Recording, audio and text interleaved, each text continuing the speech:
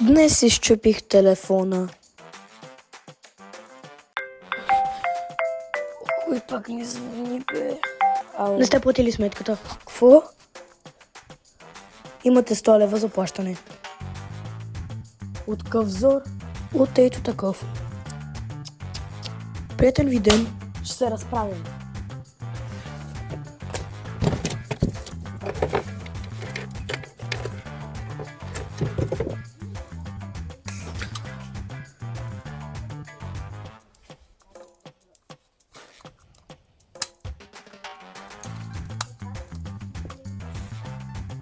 Ох, боже.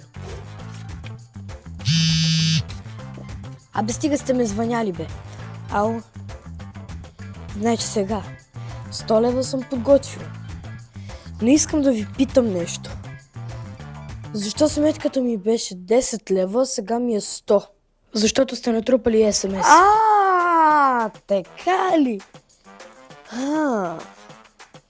И какви глупости още ще ми говорите? Ами то е само това. Да. Махайте се от тука, бе, мошеници! Ей, направо ще ми направя на пух и прах. Оп, щупих си телефона.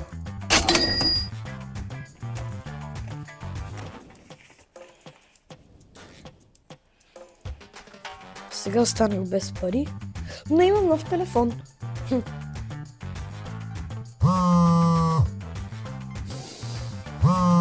Андрей, диш. Издишвай. Дишвай. Издишвай. Ще си го скъпам телефона. Пак нов трябва да си купувам.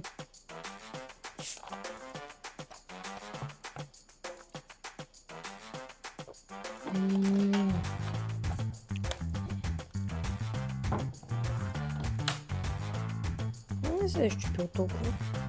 Само няма малко екран. Ама не е проблем, нали мога да говоря. Добре, повече не ми звънят. Вече няма да говоря с тези... Абе, Ей!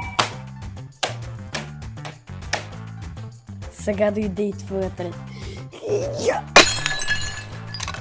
Днес изчупих телефона.